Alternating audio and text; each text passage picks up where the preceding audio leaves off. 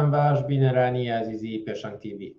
خۆشحاڵم من بنار مستەفا بۆ چوارشەمەیەکی تر دێمە وڵاتان بۆ پێشکەشکردنی پەخشی ڕاستەوخۆی بەرنامەکانی پێشەنگ تیڤ.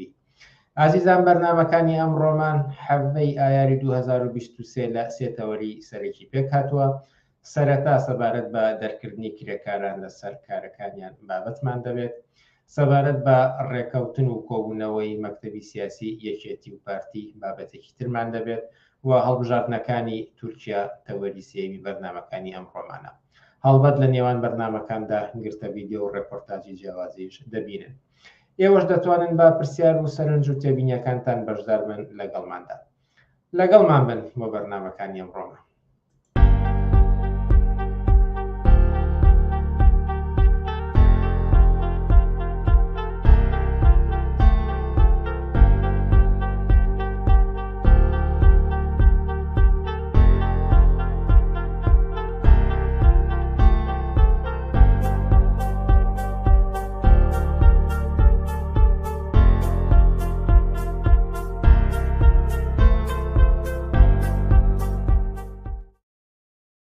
مەڵە بینەرانی عەزیز، هەروەک ئاماژەم پێدا یەکەم تەوەری بەرنامەی ئەمڕۆمان تاوتوێکردنی ئەو هەواڵانەی هەفتەی ڕابردووە کە جارێکی تر شەپۆلێکی تر لە دەرکردنی کرێکاران لە کارخانەی گرین عێراق بیستمان.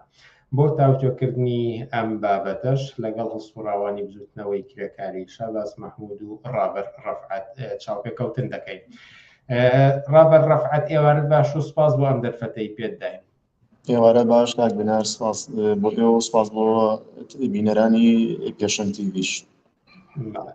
ئەمێ جارە لە زاری ئێوە بیستم کە هەواڵی دەرکردنی کرێکارانێک لە کارخانەی گرین عێراق بۆچی دەگەڕێتەوە و چەندێ ڕاستی لەم هەواڵەدا هەیەوە ئەو هۆکارانی لە پشتیەوە چی؟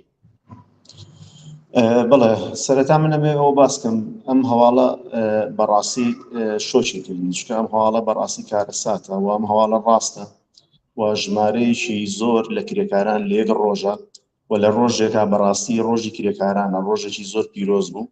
ڕۆژێک پێش ڕۆژی کرێکاران کە 4 2023 بوو، 14 کرێکار ئاگادار کرانەوە کە کۆتایی بەکاریان هێنراوە و بە هیچ شێوازێک ناتوانن بێنەوە سەر کارەکانیان. بەڕاستی یعنی هۆکاری ئەمە ئەگەڕێتەوە بۆچی هۆکارەکەی بەڕاستی ڕوون و ئاشکرایە. ئێمە دوو هۆکارمان هەیە، هۆکارێکی گشتی و هۆکارێکی تایبەتی. هۆکارە تایبەتیەکە هۆکارە گشتێکە ئەوەیە بەڕاستی لەم هەرێمەی ئێمە قێرانێکی دارایی هەیە، بەڕاستی فەراغێک هەیە لایەنە پەیوەندیدارەکان بەڕاستی نەیانتوانێت ببنە یعنی چاودێرێکی تونند لەسەر ئەم کۆمپانیایانە. بۆیە دەستێکی کاری زۆر زۆر هەیە لەم هەرێمەیە. بەڕاستی خاوەنکارەکانیش و کۆمپانیەکانیش ئەمانیان ئیستیغلال کردووە، بۆ نمونە بەکاریانێنن، بۆ نمونە ئەڵێ من 5,000 هەلی کارم هەیە، منەتم بە تۆ نییە، هەچ کاتێک بمەوێ هەچ کاتێک بە تۆسقاڵڵا بدەی لەو ڕستە و یاسایانی کە من دامناوە تۆ دەرئەکریت. هۆکارە تایبەتیەکانیش بەڕاستی دەرکردنی ئەم کرێکارانە ئەگەڕێتەوە بۆ ئەوەی کە لە ماوەی چەند مانگی ڕابردووە کرێکارەکان چەند کێشەیەکی ینی چوشیان هەبوو، ویستیان چارەسەریکەن و سەرەتا ئیدارەی کۆمپانیان لێ ئاگادار کردەوە. بەڵام دوای ئەوەی کە ئیدارەی کۆمپانیا جوابێکی ئۆتۆی نیانەوە و بەو شێوازە نەهاو بەدەم داواکاریەکانیانەوە، ئەوان بڕیاریاندا کە بایکۆت ڕابگەێنن و ئەم بایکۆتش ماوەی تقریبا نزیکی 3 ڕۆژی پێچوو و زۆر هەوڵ درا کە بە هەر شێوازێک بێ و کۆتایی بم بایکۆتە بێنێ. بەڵام کرێکارەکان زۆر زۆر جەریئانە هاتنە دەرەوە و یەکیان گرت و پشتی یەکتریان گرت و لەگەڵ یەکابوون. بەڵام دواتر دوای ئەوەی کە کرێکارەکان چەند وعدێکیان پێدرا بوو کە گرفتەکانیان بۆ چارەسەر کرێت بۆ دانیشتنیان کرد و وعدیان پێدرا و کرێکارەکان لەسەر وعدی کۆمپانیا و وعدی بەڕێوەبەرایەتی کار لە سلێمانی چوونەوە سەر کارەکانیان و بایکۆتیان شکان. پاشان چەند ڕۆژێک ئەم هەواڵە بڵاو بۆیەوە کە 14 نەفەر لە ڕۆژێکا کە بەڕاستی وەکو ئێهانەکردنێک بە کرێکار و بەسەرجەم کرێکارانی کوردستان لە ڕۆژی یەکی ئایارە ئەم بڕیارەیاندا بەڕاستی بڕیارێکی ترسناک و ئەگەر بەڕاستی نین بەدەمێ و یعنی ئەم شتە هەروە بڕوات لێکەوتی خراپی لێ بێتەوە. بەڵێن دێنە سەر ئەوەی کە پێویستە چی بکرێت، بەڵام ئەوێ بزانم کە قسەی کۆمپانیا چی بووە لەبارەیەوە هیچ شتێکیان وتووە؟ بەڵێ من هەروەکو باسم کرد لە سەرەتاوە کۆمپانیا تاکە قسەیە کە ئەیکات ئەوەیە کە ئەوڵێ ئێمە وەکو کۆمپانیا یعنی ئەم چواردە کرێکارەکە ئاگادار کراونەتەوە کۆتایی بە کارەکانیان هاتووە پێش 3 مانگ پێش ئێستا ئەم کرێکارانە کراون بە گرێبەستی هەمیشەیان بۆ کراوە کەم گرێبەستیان بۆ کراوە بە حساب کراونەتە ژێر تێست و تاقیکردنەوەەوە و لە ماوەی ئەم 3 مانگیان خراونەتە ژێر تێست و تاقیکردنەوە کرێکارەکان دوای ئەم 3 مانگە بان کراونەتە سەرەوە ئاگادار کراونەتەوە کە ئەم چواردە کرێکارە هیچیان لە تێستەکانە دەرنەچوون لە تاقیکردنەوەکانە دەرنەچوون بەبێ ئەوەی پێیان بڵێن کە یعنی هۆکاری ئەوەی کە دەرنەچوون لەم تێستایە چییە هۆکارەکان بۆ ڕوون نەکردونەوە تەنها وتویانە لەم تێستایە دەرنەچوون و هیچ بەڵگەیەکی ڕوون ئاشکرایان بەدەستەوە نەبوو کە بۆی بڵێن لەم تێستایە لەبەر ئەم هۆکارە دەرکراون. ئەمە قسەی کۆمپانیان بوو. لەم بینەدا دەمێت ئێستا شاباس مەحموود لە ستافی بڵاوکراوەی دەنگی کرێکار وەربگرم و شاباز مەحموود ئێوارەت باش و سوپاس بۆ بەشداری لەم بەرنامەیە. ئەمێ پرسم حاڵەتی لەم چەشنەی ئەمەی لە کارخانەی گرین عێراقا ڕوویداوە لە کوردستانە چەندێ باوە چەندێک بەم شێوەیە ئەکرێ کرێکاران دەرکرێ بۆ نە بە ناوی تێستەوە؟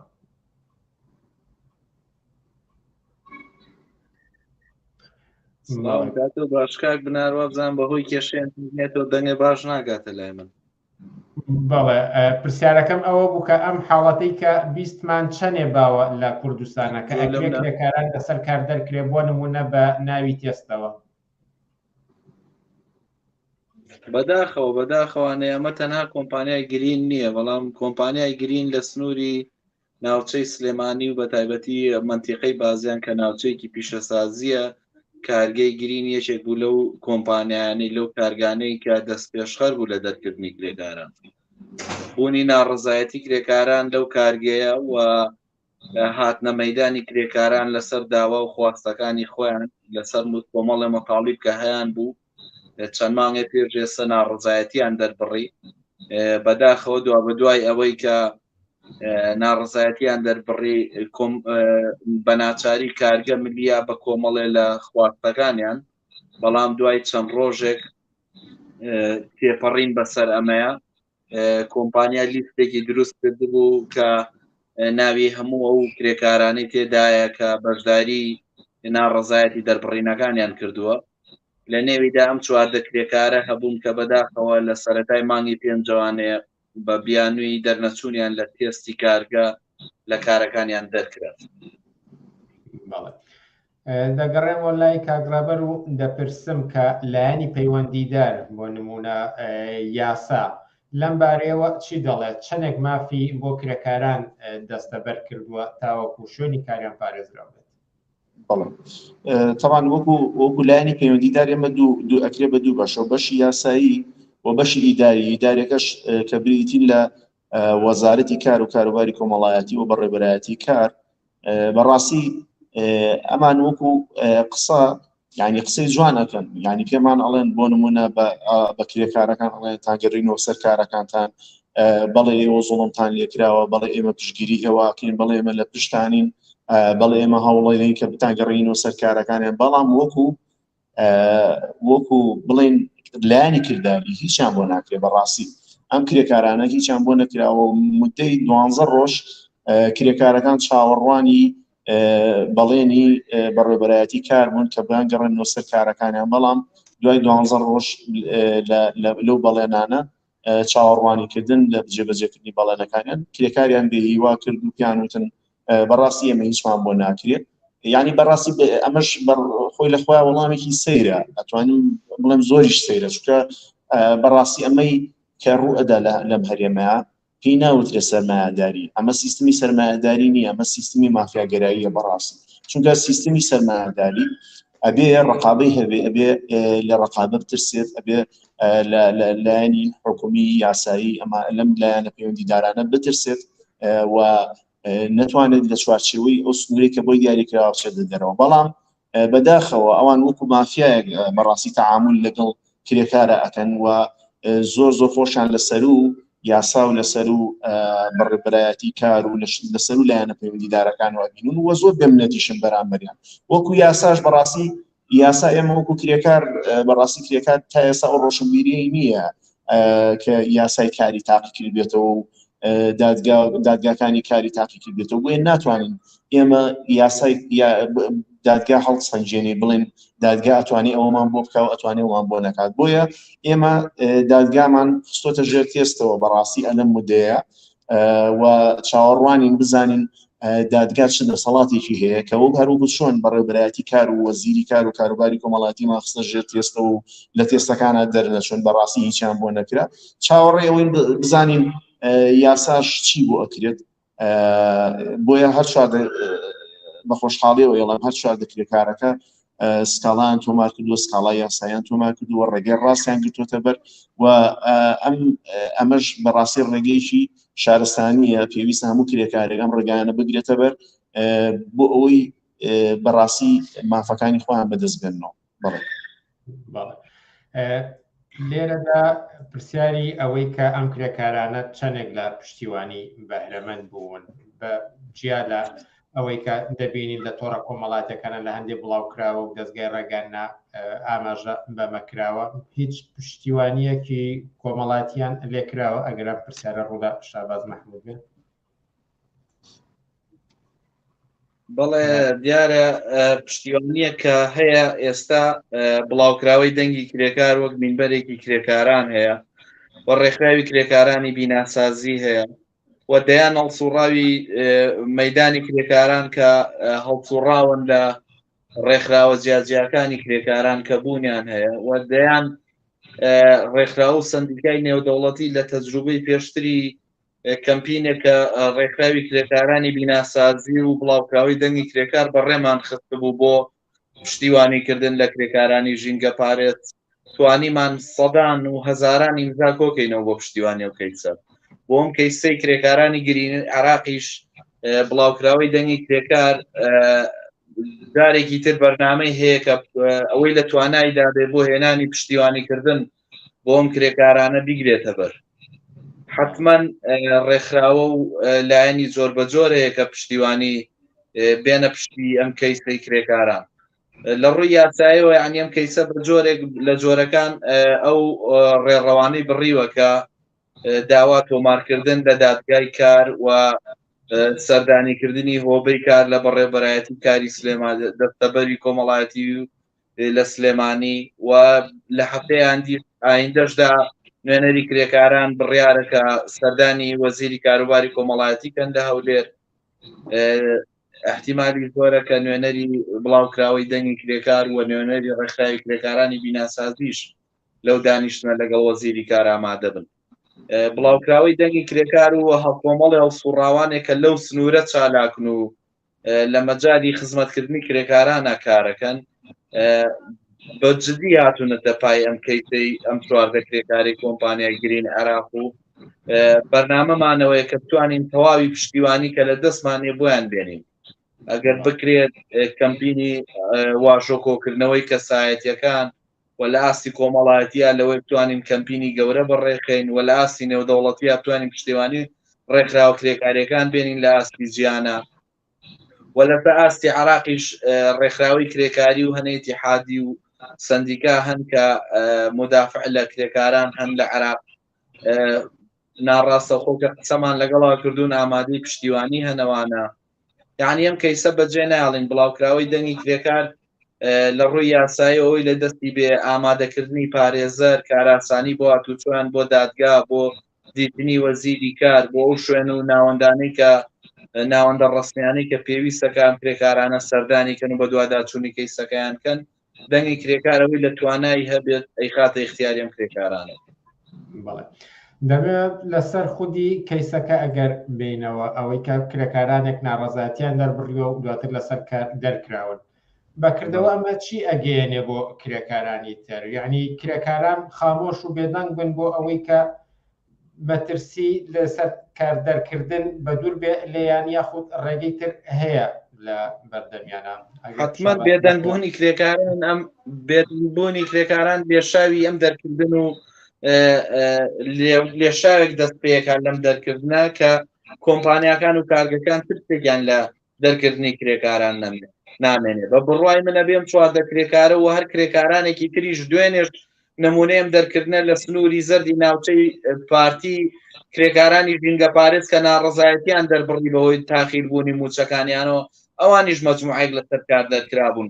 بەڵام خۆشبەختانە هەر ئەمڕۆ کۆمپانیا پەشیمان بۆ لەو بڕیارەی کە دابووی و گەڕان نێوە بۆ سەر کارەکانیان. یعنی هاتنە مەیدانی کرێکاران بە بڕوای ئێمە ڕێگا حەلیەوەی لە دەوریەک بوون، ڕێکخراو بوون، نزیکبوونەوەی لە یەکتری لە چوارچێوەی ئەو شوێنی کارکردنەی خۆیانە لە دەوری یەک بن، یعنی بتوانن ئەو کێشانی خۆیان بە کۆمەلگا بگەێنن. ئێستا ڕۆژەی کە ئەم کرێکارانە هاتنە دادگای سلێمانی و داوای یاساییان تۆمار کرد، توانیان هەوڵمەتێکی میدیاییش دەست پێکەن. کۆنگرەیەکی ڕۆژنامەنووسی کە دەیان کەناڵی ڕاگەاندن و هینی کوردی لەوێ بوون، ئەم کەیسەیان دا بەگوێی کۆمەلگایە. زۆرینەی کۆمەلگاگە بڕۆی لەو کەناڵانەی کە ئەم خەبەری ئەم هەواڵەیان گواستووەتەوانێ لە کۆنگرە ڕۆژنامەنووسیەکە هەزارەها هاوڵاتی پشتیوانی ئەم کرێکارە دەرکراوە ناکە. یعنی ئەگەر ئەمە حملەیەکی لەسەر ئاستی کۆمەلگا ڕابگەێنن حتمما خەڵکێکی زۆر پشتیوانیانەکەن. ئەگەر ڕابەریش دوایین قسەی خۆی لەم بارەیەوە بکاتوە وتە سوپاس دەکەم. بەڵێ زۆر سپاس بۆ وەڵای من. دواقسەی من چییە؟ دواقسەی من ئەوەیە بەڕاستی ئەمەی کە ڕوو ئەدات وەکو وتم ئەمە کارەساتێکی ترسناکە. ئەمە دەرکردنی 14 نەفەر نییە بەتەنیا، ئەمە دەرکردنی یعنی هەموو کرێکارانی کوردستانە. بەڕاستی ئەمە ئیهانەکردنە بەڕاستی ئەمانە ئەم کرێکارانە هەریەک و یعنی چەند خێزانێک لەسەر سەرشانیانە و ئەرچی بەخێوکردنی چەند یعنی چەند سەرخێزانێک لەسەر شانیانە. بەڕاستی ناکرێت ئێمە لە بەرامبەر کەیسی دەرکردنی 14 کرێکارە بێدەنگبین. بەڕاستی بێدەنگبین کەواتە ئێمە بۆ نمونە وەکو ڕێکخراو ئەم ئاسوڕاوانی کرێکاری ئێمە مردوین و ئێمە کەسانی بێدەنگین بۆ لەم بەڕاستی نابێ بێدەنگبین، چکە ئەمە بەسەرمانە تێپەڕێت. دڵنیا بن و من ئەلێرە شەو پێتانەڵم دەرکردنی کرێکاری تریشی بەدوایەت و ئەمە وەکو تێستێکە بۆ کۆمپانیایە و بۆ سەرجەم کۆمپانیاکانی ئەم هەرێمە. بەڕاستی لە مودەیەکی دوور نایبینم بەڕاستی کۆمەڵە کرێکاری تریش دەرەکرێن. بەڵام ئەگەر بەری پێبژیرێت بەڕاستی لەو قەنەعەتیان ئیتر لێرە بوەستێ و چیتر نەتوانن دەست درێژیکەنە سەر فوتی کرێکار و نامڕاویانکەن. هەڵسوڕاوانی بزوتنەوەی کرێکاری ڕابەر ڕەفعەت و شاباس مەحموود، زۆر سپاس بۆم دەرفەتەی پێداداین و لە بەرنامەکانی ئەم شەی پێشەک تیڤیدا ئامادە بوون. سپاس بۆ. عزیزان، موچانێک دەدەین و سەبارەت بە ڕێکەوتنی یەکێتی و پارتی و کۆبنەوەی مەکتەبی سیاسی ئەم دوو حیزبە تەوەری داهاتومان دەبێت. موچانێک و دەینەوە لاتە.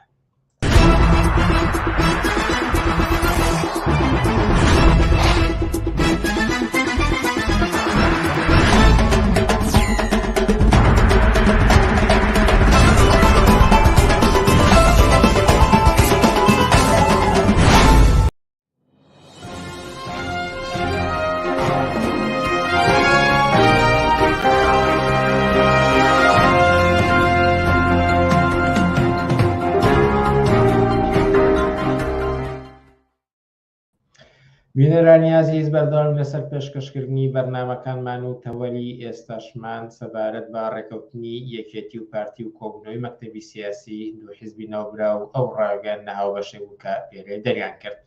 ئەم بابەتە تاوتوێ دەکەین لەگەڵ خەسرە سایە سەرۆکی مەکتەبی سیاسی حیزبی پۆلیسی کرێکاری کوردستان. خەسرە سایە، ئێوارە باش و سپاس بۆ ئەم دەرفەتەی پێداین. ئێوە باش و ماندوو نەبن. پاش ئەوەی کە 6 مانگ یەکێتی نیشتیمانی نەچوە ناو حکوومەت و دەورەیەکی زۆر لە بارگژی و ناکۆکی نێوان ئەم دوو حیزبە لەسەر بانگەوازی مەسعود بەرزانی کۆبوونەوە و ئەم دوو حیزبە ڕاگەیانیەکی هاوبەشیان دەرکرد. لەسەر ناوەڕۆکی ڕاگەیانەکە دواتر پرسیاری ترم دەبێت، بەڵام ئەمێ بپرسم کە ئەم ڕێکەوتنە چ جێگە و ڕێگەیەکی هەیە لە فەزای سیاسی ئێستای کوردستانە بە تایبەتی کام و حیزبە زۆر جەخت لەسەر ئاشتەوایی و تەبایی دەکەن؟ جارێ با من بڵێم ئەمە کۆبوونەوە بووە، ڕێکەوتن نەبووە، یعنی ئەم دوو دەستەواژەیە جیاوازیان هەیە. کۆبوونەوەیەک بووە کە وەکوێ وتان بە دوای پامی مەسعود بارزانی بۆ ئاشتەوایی هاتووە. من پێم وایە بەجیا لەو بانگەشەی کە لەسەر ئەم کۆبوونەوەی لەلایەن سەرانی یەکێتی و پارتیەوە کرێکە گوایە ئەمە یەک ریزی پێگەێنێ و کێشەکانی یەکێتی و پارتی چارەسەرەکە و کوردستانە خاتە سەر دەورەیەکی ڕەونەق و گەشە و کە بتوانێت وەڵام بەو کێشە و گرفتانە باتەوە کە ئێستا کۆمەلگا و خەڵک دەرگیرێتی. من پێم وایە ئەم کۆبوونەوەیە لە بنەڕەتەوە لەژێر لە ئاکامی دوو فاکتۆر لەژێر ساید فشاری دوو فاکتۆردایە. یەکیشان فشاری ئەمریکا و ئەوروپایە، هەوڵەکانی ئەوان بۆی کە ئەم بنبەستەی کە ئەم حکوومەتە بە تایبەتی لەسەر مەسەلەی هەڵبژاردن و ئەوەی کە ئەو فەراغ قانونی کە حکوومەتی هەرێم و پەرلەمان تووشی بووە ڕێچکە بکاتەوە بتوانێت هەرچۆنێ بووە هەڵبژاردنێ لە هەرێمی کوردستان بکرێ بۆی ئەو شتی کە ناوێن پرۆسەی دیموکراسی و سیاسی لە هەرێم ڕانەوەستێ. فاکتۆری دووەمیش خەڵکە، یەکێتی و پارتیە زان کە خەڵک بێزار و تووڕەیە و چاوەڕوانی ئەوە کرێت لە هەر لەحزەیەکە لەسەر مەسلەی موچە، لەسەر تاو نەکردنی پرۆژەکانی ڕێگاوبان، ئاوادانکردنەوە، پرۆژە اقتصادیەکان، لە مەسلەی بێکاری، دامەزراندن، نەدانی موچە، هەموو ئەم مەسەلانە بۆیە ناچارن کە دانیشتن و کۆ ببنەوە لەژێر فشاری ئەمە هەچۆنێ بێ ئەم ناڕەزایەتی و ئێترازە خاوکەنەوە. ئەگەر چاکیش بخشین بەوەی کە ئەم کۆبوونەوەی ئەمە یەکەم جار نییە یەکێتی و پارتی خۆ پێشەوەش پێش هەتا ئەم کۆبوونەوەی کە مەسعود بارزانی بانگوازی بۆ بکە لیژنەکانی تیمی پەرلەمانیان کۆبوونەتەوە لەسەر مەسەلەی هەڵبژاردنەوەوانە پەیوەندیان نەپشڕاوە و بەردەوام لە کۆبوونەوە بە هیچ شتێن نەگەیشتون. لە فەزای سای کوردستان ئەگەر سیرکەی وەختی بە دوایەوەدا کە حکوومەتی هەرێم لەگەڵ بەغایە ڕێکەوتنیی مزاکر ئێستا هیچ پێشڕەویی کەوتووە نەچووەتە پێشەوە کە کوردستان لەم بنبەستە سیاسی و ئیداری و اقتصادی و چاڕوانی کە بەرامبەر بە بەغاتی کەوتووە بێتە پێشەوە. ئەوە تا مەسەن تا ئێستا هیچ دەنگێک نییە لەوەی کە ئایا بودجەی عێراق بۆ بەشی کە دراوە بە هەرێم پەرلەمان ڕازیە بێ و پەسەند دەکرێت و تێپەڕێ و ئەمان بە ئیمتیازاتی خۆیان نەگەن. ئەوە لەو لاشەوە ببین مەسلەی نەوت هەناردەکردنی نەوت لە نەوتی هەرێم زیاتر لە مانگە کە تێپەڕێ و تا ئێستا ئەمڕۆ تورکیا بازەکە کە هێشتا بەهۆی کارە تەکنیکەکانەوە پرۆسەیە احتیمالی دواکەوتنی هەیە. لە ناوخۆی کوردستان ئێمە دەبینین وەزعی دەرمانخانەکان، وەزعی ڕێگاوبانەکان، کێشەی موچە، هەر لە ماوانەیە کارمەندانی نەخۆشخانەکان، کرێکارانی بیناسازی و ڕاگەیاندنی پەیتا پەیتای لیستی موچە، هەموو ئەمانە پیشانەدا کە خەڵک لە دڵە ڕاوچۆ و قەلەقیەکە کە ئەم کۆبوونەوانە هیچی جوابیان پێی نییە. ئێمە گەرسەیری ناوەڕۆکی ئەو ڕاگەیانی کەدایانە جگە لە چاوبەستکردنی خەڵک و درۆکردن لە خەڵک بەڕاستیشتی کەوتویتیان نییە. پێم وایە خەڵکیش باشە وازانێک کە لە ماوەی ڕابردووشە هەر جارەی یەکێتی و پارتی لەگەڵ کۆبوونەوەیەکە کەوتونەتە پێهەڵدان و تەمجیدکردن و تەقدیسکردن و بە باش لە قەڵمدانی کۆبوونەوەکانیان. من پێم وایە کێشە و گرفتێکە دەسەڵات و سیاست لە هەرێمی کوردستان و موقعێکی اقتصادی کە لەژێر سایەی حکومڕانی ئێستا کوردستانی پیاتێپەڕێ بنبەستێکە کە لە ڕێگاچارەکەی لە دەست ئەم کۆبوونەوانیان نییە. ئەوە فقط بۆ ئەوەیە کە وەکوتەم پروپاگەندە بکەن و وا بڵاوکەنەوە کە ئەوان کوردستان چاکەکەن و دەستکەوتیانە بێ.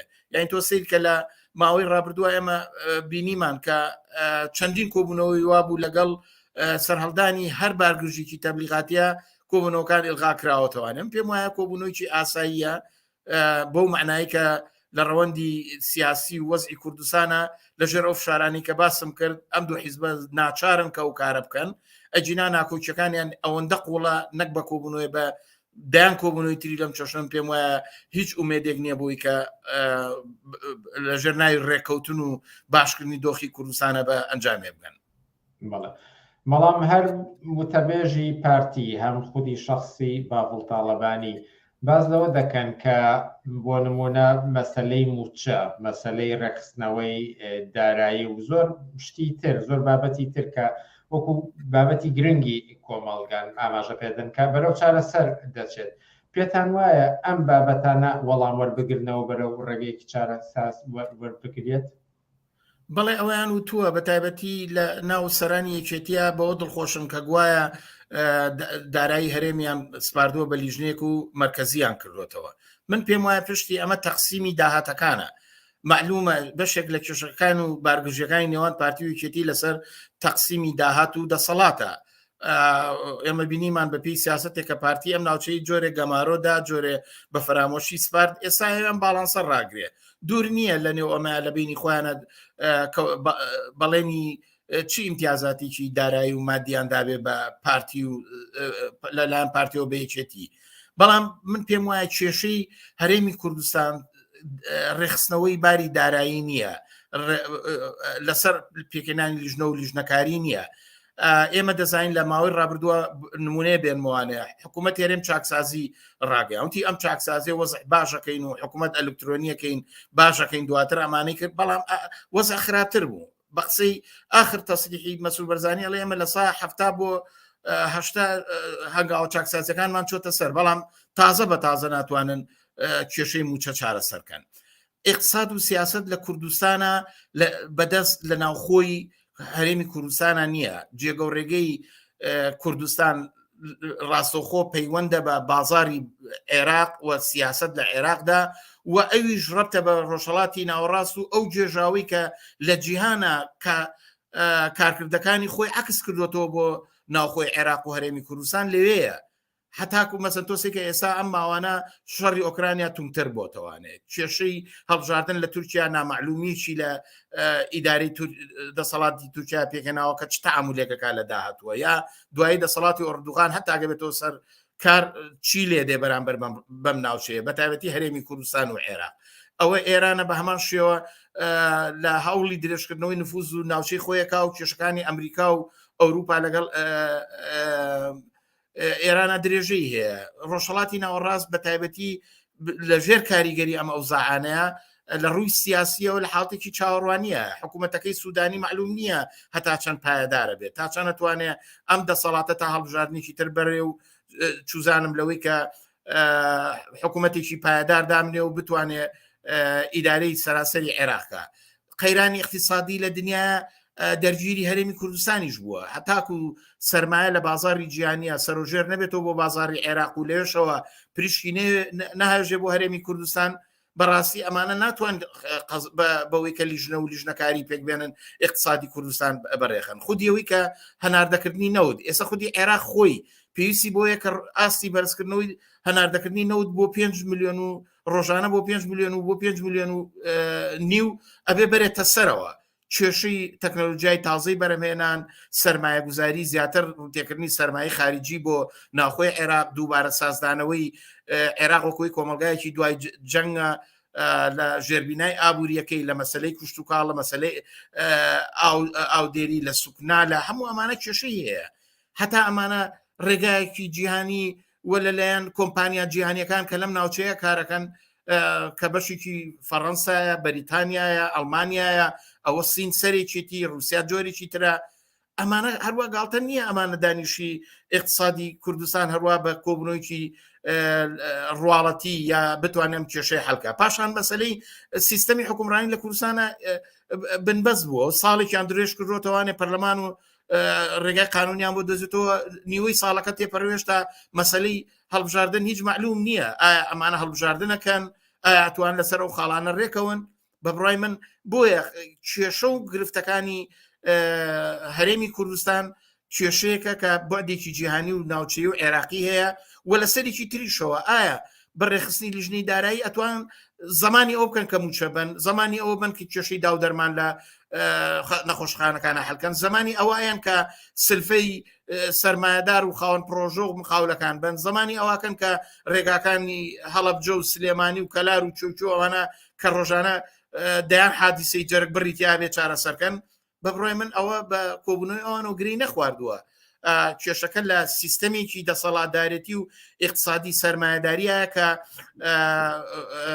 بورژوازی کورد و حکوومەتەکەی وعدیان داوە کە خەڵک لەم جێژاوەیە درێژکەن بۆی کە هەرچی زیاترە بێمافی و لێگرتنەوەی اقتصادی بەسەرا بسەپێنن و بێدەنگیان کەن لە بەرامبەر ئەم بە دیار سیاسەکانی خۆیانەوە تاوەی کە فرسەتێکیان بۆ دەرەچێ لەم چاوەڕوانی و بن بەسە ڕێگای دەرچوون ئەدۆزنەوە. بەڵێ یەکێکی تر لەو بابەتانی کە زۆر ئاماژەی پێکرێت مەسەلەی ئەنجامدانی هەڵبژاردنە گوایە ڕێ ئەکەون بەوەی کە لە دەورانێکی هەڵبژاردن بکەن و خۆشتان ئاماژتان پێنیوەی ئەو کاتە زەمەنی کە درێژ کراوەتەوە ڕۆشتووە.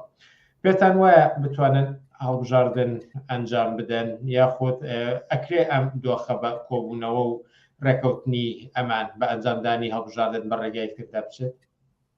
بە بڕای من لەم بارە ڕۆڵی یەکێتی لەوەدایە کە هەوڵەدا ئەزانێ پارتی لە ژێر شارێکی زۆر گەورایەک و حیزبی ڕئیسی لە کوردستان کە زۆرینەی دەسەڵات و اقتصاد و هەناردەی نەوت و پەیوەندەکان لەگەڵ بەغدا و دەوڵەتانی ئەوروپای لەدەسایە ناچارە پێویستی بەوەیەکە هەڵبژاردنکە و لە ڕووی موقعی ئەحزابی شەوانێ پارتی تا ڕادەیە زامنی کردووە کە بچێتە ناو پرۆسەی انتخاباتی داهاتووە توانێ لانی کەم ڕێژەی کورسی دڵخوازی خۆی بێنێتەوە. بەڵام یەکێتی لە موقعی ئەوان نییە جێگا و ڕێگای لە معادلاتی هاوکێشەی هێزەکان و ڕیزبەندی ئەحزابە چۆتە دواوە هەم لە بەغا هەم لە هەرێمی کوردستانە و نفوزی لە ناو خەڵک دێ تا دێ دائەتە پێ و ڕێژەی دێتە خوارەوە. بەڵام یەکێتی ئەم کەیسەی بەدەستەوە گرتووە هەوڵەدا زۆرترین ئیمتیازات لەسەر مەسەلەی بۆ سازدانی هەڵبژاردن لە پارتی وەرگرێ. بە معنای ترمێ بڵێم کە ئەوەی چێتیە مەسەلەی هەڵبژاردننی کردوتە کارتێک بۆ ئەوەی کە ئیمتیازەکانی خۆی لێ وەرگرێ لە پارتی وەرگرێ و هەتاکو ئەوەی کە ئەو ئیمتیازاتانە وەرگرێ بەڕای من هەڵبژاردن توانە و ئیمکانی سازدانی نییە. ئەوە تا خۆیان هەمویانە لە مقابلەیەکە ڕێوازفایق سەرۆکی پەرلەمان هەرڵێ هیوادارم پێک بێ هەرڵێ ئەوە کۆمیسیۆن کاراکەینەوە ئیدعاکانی یەکێتی و هەتا ئەحزابی ئۆپۆزیسیۆنیش بەشێکی کە هاتۆتە پرسەرەوەی وەکوەوەی کە دووبارە چاوپیاخشانەوە بە یاسای هەڵبژاردن و کۆمیسیۆن هەمووی دلیلی ئەوەیە کە یەکێتی ناوێ ینی ئامادە نیە و بە جۆرێک لە جۆرەکان سیاسەتەکانی تعبیرەوەکان ناوێ ئەم هەڵبژاردنە بە دڵی پارتی بچێتە پێشەوە هەتا ئیمتیازی تەواوی لێ وەرەگرێ.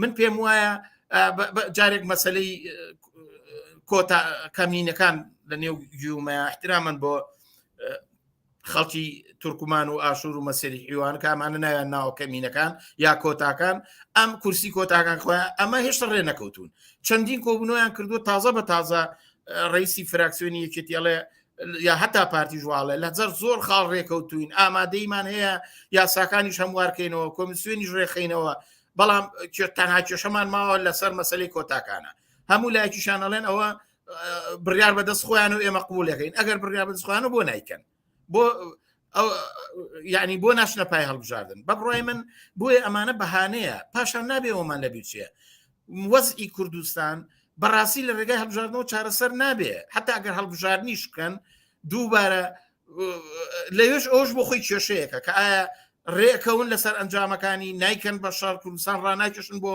شەڕێکی ناوخۆ ئەمەش مەسەلەیەکە بەڵام حتا انتخاباتیشکەن هەڵبژاردنیش تاوکەن ڕازیش بن بە نەتایجەکانی ئەتوان چ ڕێگایە بکەنەوە بۆ اقتصاد و سیاست لە کوردستان وەختی ڕێگا حەلەکە لە دەست ئەوانە نەبێ وەختی ئەوان نەتوانن لە فەزای ئێستای سیاسی کوردستانە لەو چوارچەوە چاوەڕوانی و بنبەسەی کە بە دیار وەزئی عێراق و منتیقەکەەوە ڕاوەساون ئەتوان چ ڕێگا حەلکەن هەر کاتێ تووشیا بۆ نەوتی گرتەوە هەر کاتێ پەیوەندەکانی هەرێم و بەخات تێکچوو ئەوانە توان چ ڕێگایە بکەن بۆیە بە بڕای من ئەم کۆبوونەوەی ئاخریان لە بنەڕەتەوە بۆ تونکردنەوەی فشارەکانە بۆ سازانی هەڵبژاردن کە ئەوش وەزعەکەی کە باسم کرد ئەجینا ئەوان ناتوان لە ڕێگای هەڵبژاردنەوە لە کوردستان گیرێوکێشێکی سیاسی لە ئەم سیستەمەی کە 30 ساڵە حکومڕانیەکە مێژوویەکی کردووە هەموو شتێکی پیشانی خەڵک داوە خەڵک ئیتر ئەم ناتوان لە ژێرسایی ئەم نەوع لە نیزامەیە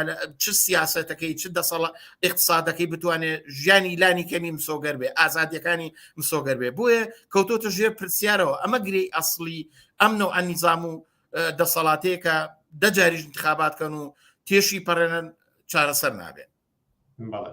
بێمەوە سەر خودی کۆبوونەوەی مەکتەبی سیاسی هەردوو حیزب هەرچۆنێک بێت بە دەرەجەیەک چاوەڕوانی و ئومێدی لە ناو بەشێک لە کۆمەڵگەدا دروست کردووە. چەندێ حەقانیەتی هەیە و یە خەڵکی ئەگەر ئومێد بەم کۆبوونەوە و نزیک بوون و ڕێکەوتنی ئەم دوو حیزبە سەرەکی کوردستانەکەن چ ڕێگەیەکی تریان لە بەردەمدا هەیە؟ بە بڕای من ڕێگای تر هەرەوەیە کە ئێمە زۆر جاریش باسمان کردووە بە پلەی یەکەمەوەیە کە خەڵک ئەبێ ناڕەزایەتیەکان و خەباتی خۆی ڕێکخراوکە. ئەم حکوومەتە ئەم سیستەمە یعنی ئەم سیستەم و دەسەڵاتە حکم عمری خۆی کردووە، خەڵک تێیگەیشتووە کازان لە ژێر سایە جگە لە بێموچەی، بێکاری، هەژاری، بێدەرمانی، بێ خزمەتگوزاری، بێ ئاو کارەبایی. ئەم نیزامی کە لە گێژاوێکە معلوم نییە سبەینێ لە ژێر تهدیدی ئێران، تورکیا، عێراق چ بەڵایەکی بەسەردێنێ. ڕێگایەکەوەیە هەر ڕێگای ئەسڵی ئەوەیە کە هەوڵ بن خەبات و ناڕەزایەتی خۆیان ڕێکخراوکەن، یەکگرتووکەن، ریزی خۆیان لە حەزابی ئۆپۆزیسیۆن لە دەسەڵات جیاکەنەوە، هیچ خۆشخەیاڵییان بەم کۆبوونەوە کاریانی ئەوان نەبێ. خەباتی خۆیان لە دەوری داخوازەکانیان هەنگاو بە هەنگاو بێن تاتوانن هێز پیاکەنم دەسەڵاتە لابن دەسەڵاتدارەتی جەماوەری خۆیان کە هەم اقتصاد هەم سیاست بەرن بەڕێوە. سیاستێک کە خەڵک خۆی قەراردادی بڕیار با لەسەر مەسیری خۆی و خۆی کۆمەلگا بەڕێبەرەوە، ئیدارەیە کە اقتصاد لە دەست خەڵکا بێ، هەموو شتێ بۆ وەڵامدانەوە پێداویستەکانی خەڵک بێ. بەڵام تا ئەوجگای ئەمە ممکن نییە ئەم کۆبوونەوەی کە ئەوان خۆیان یەکێتی و پارتی ئەڵەن کە گوایە زۆر دڵخۆشین و ڕێگای کردۆ و ڕێکەوتوین و دەستکەوتی ئەبێ و ئەمانە زۆر باشە. بە بڕای من خەڵک ئێستا هەمووی ئەبێ بێتە مەیدانەوە بڵێ زۆر باشەوە مادام ئێوە ڕێکەوتون دێ ئینجاکەوایە وەرن جێگا و ڕێگا جادۆبانەکانمان بۆ چاکەن، وەرن کێشەی نەمانی دەرمانمان بۆ حەلکەن، وەرن پرۆژە اقتصادیەکان بخەنەوە گەڕ، وەرن موچەی ئێمەی تر موچەمانە. ئەگەر ئێوە ڕێکەوتون و لیژنەتان دروست کردووە و دارایی ڕێخستۆتەوە مەسەلەی موچە لە قەرارتانە سنتەری بڕیاری هەردوولاتانە زۆر باشە. ئیتر ئێمە هەموو 30 ڕۆژجارێک موچەمانەوە بێ موچەکانمان زیاکرێ، بێ پلەبەرزی وەزیفەکانمان تێتە سەرەوە، بێ دامەزراندن بێ، بێ سیستەمی بیمەکان بێت. داهاتەیە لە کوردستان ژنێک 30-40 ساڵە کاری خێزان ناوماڵە کارەکە بووی هێزی کارمێنێتەوە سەرکار و ئیدارەی نەوەی تازە و هاوسەرەکەی بنێرێتە نێو کار و بەڕێوەبەرایەتی و وەزیفەکانی حکوومەتەوە پێویستە بیمە بکرێ، بێکاران ئەبێ بیمەیان بدرێ، مناڵان حەقە بیمەیان هەبێ، نەخۆش و پەککەوتۆ ئەمانە وەزارەتی کاروباری و کۆمەڵایەتیان هەیە پێویستە ئەو داهاتەی لە بەردەستان بەشێکی بخێتە خزمەت ژیانی خەڵکەوە. بە بڕای من ئێستا خەڵک ئەبێ ئەم کارە بکە، بێتە مەیدانەوە دەنگی ناڕەزایەتی هەڵبڕێ بڵێ ئێوە ڕێکەوتن زۆر باشە، دە ئێمەش داواکەین موچەکانمان زیابێ. بەڕاستی شەرمەزاریە لە کۆمەلگایە کە کرێکاری ژینگە پارێز بەڕسمی 350,000 بێ و بەڵام وەختێکشی دەنێ لە 200,000 کەمتریش لە ژێر راوی جۆرە لێ بڕن و کەمترین موچەی پێدەن. ئەویش بەوەی کە 6 مانگ موچیان پێ نادرێ. ئەبێ ئەمانە تەواوکەن. ئەگەر ئەوان ڕێکەوتون و بەڕای خۆیان ڕێکەوتنەکان سەرکەوتو و ڕێگاکاتەوە دەی باشەیتر خەڵکیش بڵێ ئێوە ڕێکەوتونش ئەمانە داواکانمانە لە دەوری داخوازیەکانی موچە، دامەزراندن، پلەی وەزیفی، خزمەت گوزاریەکانی خۆڕایکردنی دەرمان، ئاو کارەبا، لە هەر مەسەلە حتا خۆڕایکردنی خوێندن، خۆڕایکردنی تەندروستی و ئەم بازارگرانی کە خەی خەڵکی گرتووە زیاکردنی کرێ، زیاکردنی موچە. بەڕای من ئەمانە خواستەکانی خەڵکە. ئەگەر ئەوان ڕاستەکەن ڕێکەوتون بۆ باشکردنی بەتایبەتی ناوچەی سلێمانی دەی زۆر باشەوە داخوازەکانی ئەمە نایکەن. بە بڕای من پێویستە دەستخینە ناو دەستیەک، ناڕەزایەتەکانمان یەک خەین و سەراسەریکەینەوە تا ئەو هێزا بێ مەسیری خۆمان لەگەڵام دەسەڵاتەیەک لاکەینەوە. من پێم وایە ئەمە ئاسۆیەکی خەباتکارانەیە کە خەڵک ئەبێ بیگرێتە بەر. خەسەوسایە سەرۆکی مەکتەبی سیاسی حیزبی کۆمستی کرێکاری کوردستان، زۆر سپاس بۆم دەرفەتەی پێدای. سپاس بێ و ماندوو نەبن دووبارە. ئازیزان وچانێک دەدەین و پاشان سەبارەت بە هەڵبژاردنەکانی تورکیا بەردەوامان دەبێت. دەینە وڵاتە.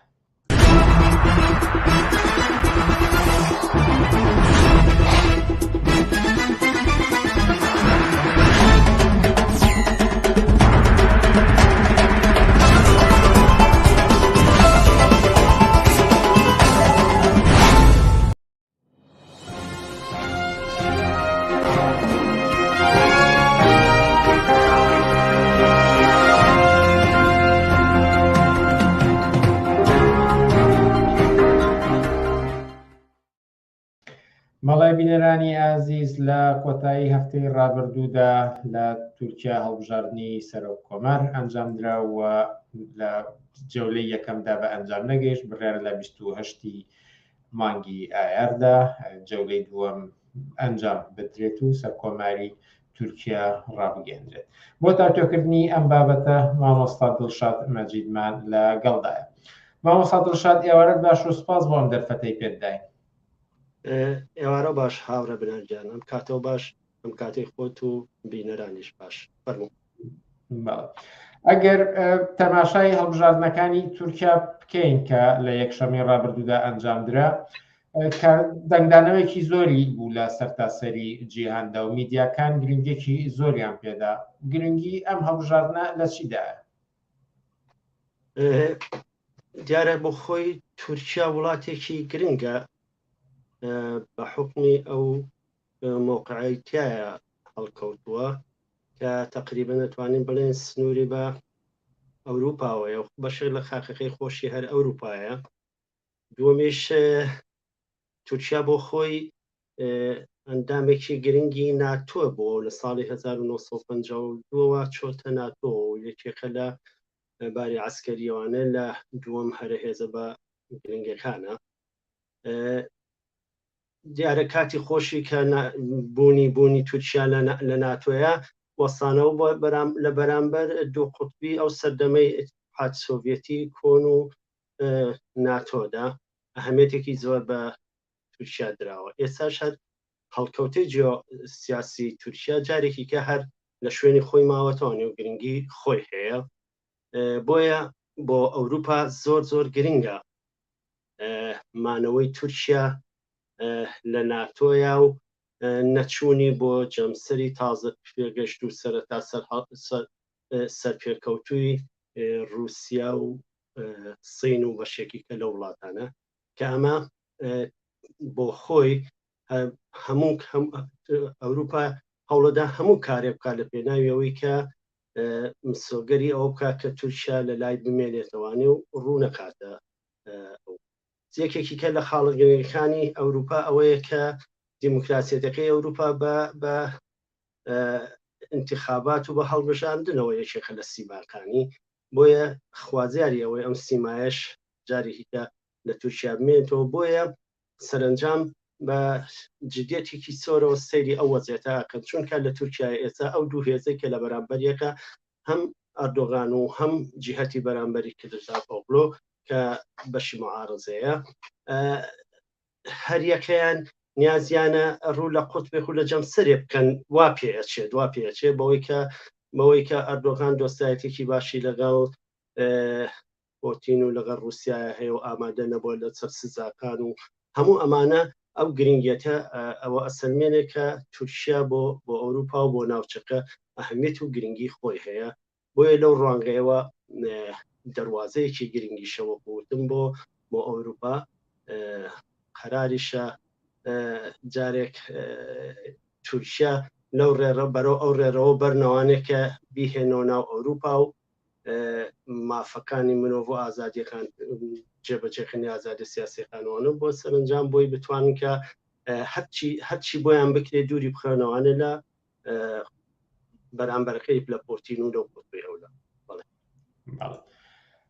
ئەگەر بێت و لە جەولەی دووەمدا کە لە 28 ئەم مانگەدا ئەنجام ئەدرێت ئەگەر ئۆردوگان دەرچێت یاخود ئەوەی کە ئێستا لە ئۆپۆزیسیۆنە پێوترێت کلیژدار ئۆکلو ئەو ببێتە سەر کۆمار چی ئاڵوگۆڕێک ڕوودەدا وەکو خۆشتان ئاماژەتان پێدا کاتێک کە ئۆردوغان بە هاوپەیمانێکی گرنگی رووسیا و پوتین دادەنرێت واتە ئەنجامی هەڵبژاردن بە هەچ لایەکدا کۆتایی بێت چی ئاڵوگۆڕێک ڕوودەدا؟ دیارە زۆر گرنگە ئەنجامەکەی گرنگە چوەکوتم لە سەرێکیانەوە پۆتین ئەردۆغان مەیلی زیاتر بەلای جەناح و بەلای ئەو ڕیزبەندیە کە هەیە کە رووسیا و سین و ئەو بەشەیە لە بەرامبەری شامارزە کلێژدار ئۆغلۆ زیاتر ئەوێت نیازێتی کە تورکیا بەرەو دیموکراسی و ئازادی فەردی و ئازادی سیاسی و گەڕانەوە بۆ باوەشی ئەوروپا بێنێت. ئەمە تقریبەن تقریبا لە سیمان و لە قسەکردن و لە خیتابەکانیانە دەرەکەوێت ئەم جۆرە لە بۆیە ئێستا توانین بڵێن تورکیا لەسەر دووڕیانێکە دیارە بە پێوەی تا ئێستا ئەگەر سبەینێش ئەردۆغان دەرچێت و جارێکیکە ئیمتیازاتی پێ بدرێت و کۆمەڵشتی بۆ جێبەجێ ڕەنگە نەچێ بەولای بەڵام بە هەر حاڵ سەرەتاکانی ئەم دوو قوتبیە یاخود ئەم ساغبوونەوەی تورکیا بەم لایەیان بەولایە بۆ خۆی دەستی پێکردو ئەمە کاوەکوتم خاڵێکی زۆر جەوهەری و گرنگە لە بابەتەکەیە بۆیە تقریبا هەموو ئەوروپا و جیهان منطقەکە دەڕوانێت ئەوەی کە ئایا کامیان لە دوو هەفتەی ئایندەیە هەڵەبژێت بەڵام شتێکە گرنگە ئەوەیە کە هەر لایەک لەم دوو بەدیلە هەر تەوەجوهێ لەم دوو تەوەجوهەی معارەزەش و ئەوەی دەسەڵاتیش بۆ خۆی 20 ساڵ حکومڕانێتی ئیخوانی ئیسلامی و قەوم پەرستەکان لە تورکیا بۆ خۆی ئەو نەتایجەی بۆ تورکیا هێناوەکە وەزعیەتی فەلاکەتباری خەڵک هەژاریەکی زۆر بێکاریەکی زۆر هەڵاوسانێکی لە ڕاددە بەدەر هێمە ئەو وەزعیەتە فەلاکەتباری ناو کۆمەلگای تورکیا بینیم پێ ناچێت هیچێک لەو بەدیلانە بتوانن خۆیان دەرباز بکەن یاخود ڕێگاچارەیەکی گونجاو بخەنە بەردەمەوەی کە بۆی لەو فەلاکەتی لە تورکیا هۆیەکە شێوەیە کە بۆ خۆی لە تورکیاوە بەشێک لە سیستەمی سەرمایەداری بۆ خۆی ئێستا لە ئەزمەیەکی قوڵایەکە ئەوروپاش بەشێکی زۆری بەرکەوتۆ لە ناوچەکەشە ئەم ئەزمە و چێشمە هەیە شتێکیش کە گەڕێتەوە بە تورکیا بۆ خۆی دروستبوونی تورکیا و هەر لە دروستبوونیەوە لەسەر کۆمەڵی ناکۆکی ناوخۆیی دروست بووە و تا ئێستاش خۆی ڕاکێشێ کە هیچ لایەک لەم دوو جەناحە ئامادەی ئەوە نین کە بە سەراحەتەوە قسەی لەسەر بکەن و ڕێگاچاری بۆ دیاری بکەن بۆیە دەرچوونی حتممە بێ لایەکیان هەر سەرکەوتن بەدەستبێنێ سەرداوەکانی ئەوەش ڕۆشن بۆ تۆوانێ و ڕۆشنە تاکو ئێستا وەکەوەی کە خۆیان تەبلیغی لەسەرەکەن ئەوەیە کە هەرێکیان ڕوو لە شوێنێکە کات زیاتر وا پێچێت ئێمەش وەکوتم ئەوروپا چاوەڕوانە بە دیقەتەوانە سەری وەزیەکە کات و بزانەوە کوێەکات پرسی ئازادی ڕادەربڕین پرسێکی گرنگ بووە لە تورکیادا بەوەی کە لە ماوەی ڕابردوودا ئۆردوگان سنوورداری زۆری کردووە و بە تایبەتی بەناوی لایەنگرانی فەتحوڵڵا گولێنەوە کەسانێکی زۆری زیندانی کردو و تەنانەت باز لە گەڕانەوەی سزای لە سەردان دەکرێت لە بەرامبەرەکەشیدا کلیژدار ئۆغڵو زۆر ڕیکلام بۆ ئازادی دەکات تەنانەت لە هەڵمەتی هەڵبژاردنەکاندا دەڵێت کاتێک کە دەبمە سەرۆک کۆمار دەتوانن ڕەخنە لە منیش بگرن و بێ هیچ ترسێک ئاخۆ بەڕاستی ئەگەر بێت و ئەم کاندیدایان ببێتە سەرۆک پرسی ئازادی لە تورکیادا چی بەسەرادێت یاخود ئەگەر ئۆردوگان بەردەوام بێت سەرکەوتوو بێت قسەیەکی وا هەیە کە ئەمە ئیتر دواهەمین هەڵبژاردننی تەنانەت شکڵیش دەبێت و ئۆردوگان تەواوی ئازادیەکان کب دەکات بۆ چوونی ئەو لەم بارەوە چییە؟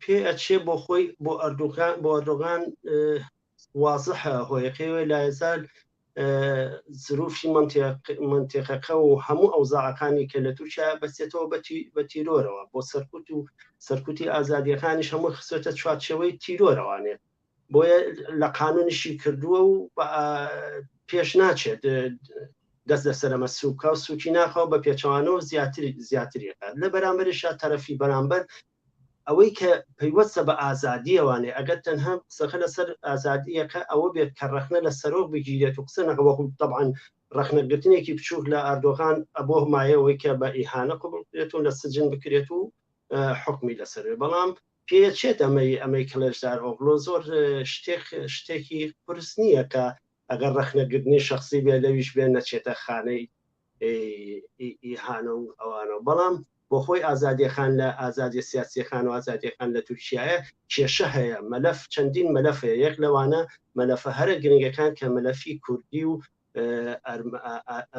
ئەرمەنیەکانە کە ئەمە بۆ خۆی مەلەفێکی زۆر گرنگە لە تورکیا و کە لایەزال خەفاقێ و نەمعارەزەکەشی و نە دەسەڵاتیش هیچ ڕێگە چارەیەکیان ئەوەی بڵێن دەسەڵات تا ئێستا هەمووی لە چوارچێوەی تیرۆرا و وەڵام پێداوەتەوە بەرامبەرەکەشی ئەوەیە کاڵێ ئەی بینە پەرلەمانەوەی هیچ دیار نییە ئایا حلبوونی بۆیە تامانەوەی ئەو کێشانە وەزعیەتی فەلاکەتباری خەڵک چەندین ڕێکخراوی مارکسیستی و کۆمۆنیستی لە تورکیا لە خانەی مەمنوعیان و ئەم چالاکیەکانیان لە ناوی وڵاتە هەموو لێت بەرتەسب کراوەتەوە لە زیندانەکەن زیندانەکان پڕ کراوە پێناچێت دەسەڵاتی ئایندەش دەست ئاوەڵا بکات بە نەزەری من پێناچێت دەست ئاوەڵا بکات بۆ ئەو شێوەیە کە وەخۆی خۆیڵێ کە ئازادی تەواو بکات. ئەگەر سەبارەت بە هەڵبژاردنەکانی تورکیا قسەیەک ما بێت و بە گرنگی بزانن و ئاماژەی پێ بدەن و لا پرسیار و گفتووەکەماندا ناهات بێت فەرمون بە کورتی. قسەیەکە بیکەم کە بەلامەوە گرنگ بێ ئەوش ئەوەیە کە لە تورکیا ڕێژەی دەنگدانی خەڵک لە حەدی عادی زۆر دەسەروترەوە بۆ لە سەدانە و هەشتا و هەشت و ئەم هێنە زۆرە ئەمە بۆ خۆی دوو مانایەکی گرنگە بۆ خۆی ماناقی ئەوەیە کە خەڵک لە سەروبەندی ئەوەیە کابێ گۆڕانگاری لە وەزر لە ژیانیان ڕوو بدات اینجا هەر یەکەی بە نەزەری خۆی و بە ئەحزابەکان و دەسەڵات و ئەخوان مسلمین و کێو هەر لایە بە شێوەیەک تەبلیغی کردووە بۆیە خەڵک بەلایەوە گرنگ بۆ کە بچێ وەک ڕێگەنەجاتی خۆی سەیری بکات بۆیە بۆ تعدادە زۆرە خەڵک ئەگینا ئەگەر سیر بکەین لە مەنتیقەکە و لە ئەوروپا لە زۆربەی شوێنەکانە نیسبەتی هەموو ئەوانەیە کاچن بۆ دەنگدان نەگەشتۆتە ئەو حەددا ئەمە بۆ خۆی مانای ئەوەیە کە کۆمەڵگایە ئەکوڕێت شتێکی کەی لە بەردەسانیە ڕێگای شۆڕش ڕێگایەکی سەهلتری لە بەردەسانیە بۆیە لە ئێستاە پێی وایە لە ڕێگای دەنگەکانەوە ئەتوانێت شتێ بکات و ئەو وەزعێتە فەلاکەتبارەی کە بەسەریا هاتووە وەکوتم هەڵاوسان ئێزگار لە ڕاددە بە دەربەرز بۆ توانێت نیسبەتی بێکاری زیای کردووە نیسبەتی هەژاری لە زیاتر لە ساڵ 12 تێپەڕاندووە کامانە هەمووی بۆ خۆی تعدادێکی هێنێکی ئێزگار زۆرە کە ئەمە دەرگا کاتۆگە لە ڕێگای پەرلەمان و ئەوانەوە خەڵقەکە بەڵکو تەخیرە بە ژیانی بکات ئەم بەنای من ئەو مانایە بەخشێ بۆیە خەڵکەکە بۆ ڕێژە زۆرە چوون بۆ دەنگدانەکان.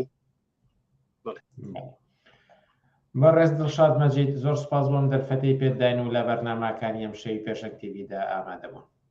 منیش سوپاسدانەکەم و سوپاس بۆ جەنابیشت یارێکی خۆش. زۆر سوپاس. ئازیزان سوپاس بۆ سڵاو و دەستخۆشی و چەپکە گوڵ و ئەو پەیامانەی کە نارتەم لێرەدا دەینا کۆتایی بەرنامەکانی ئەم هەفتەیەمان تا هەفتەی ئایندە کاتێکی خۆش بۆ هەموو لایەک بۆ هەر شاد و سەرکەوتوو بن.